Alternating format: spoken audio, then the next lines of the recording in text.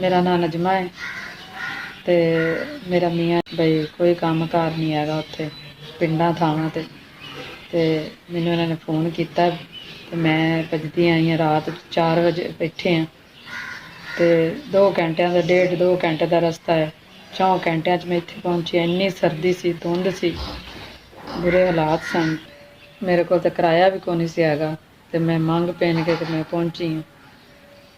मैनूं बड़ी तकीद रहिंदी हर वारी पहली का इंतज़ार करती रहनी हाँ कि पहली आनी है। तो मैं बड़ी उम्मीद रखनी हाँ तुहाडे ते। अल्लाह तुहानूं तंदुरुस्ती देवे, अल्लाह इस नालों भी बहुता देवे। बीमार सां ते थोड़ी जी दवाई लई है, कोई बेहतर होई है। एक बच्ची है मेरी बड्डी, हुण कालज दा अटैक हो गया सी ते ओहदी भी दवाई लैंदे पे, ओहदा लकवा पै गया ओनूं।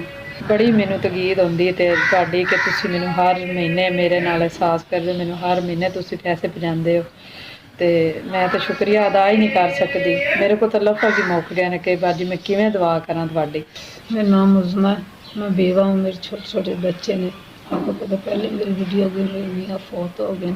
छोटे बच्चे पढ़ते हैं, मैं काम नहीं कर सकती, मैं खुद भी बीमार हाँ। 4 बजे तो बैठे हैं गड्डी ते पहुँचे 9 बजे इत्थे। मुश्किल नाल पहुँचे, किराया भी किसी टाइम नहीं होंदा हैगा, खाण नूं नहीं।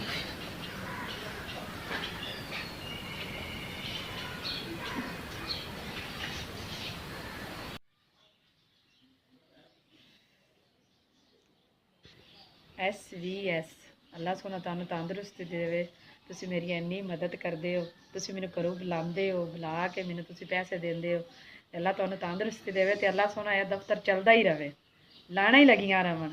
अल्लाह सोना इन्हां नूं इन्ना क देवी जिन्ना एह रख साढ़े वर्गे गरीबां नूं एड्डी दूरों फोन करके बुलांदे ने, फिर घर पैसे देंदे ने ते साडा इन्ना कदर करके गरीबां लोकां दा। अल्लाह सुने इस दफ्तर नूं इन्ना तरक्की देना भी जिन्ना कोई हिसाब ही कोनी। अल्लाह सुने इन्हां नूं तंदुरुस्ती भी देवी ते इस दफ्तर नूं रंग लगे रहन। ठीक है। SBH आपका 10,000 कल्याण मैनूं मिल गया, आपका बहुत शुक्रिया। अल्लाह ताला तुहानूं बहुता दे, अल्लाह ताला तुहाडा दफ्तर चलदा है, गरीबां दा तुसीं इमदाद करदे रहो। अल्लाह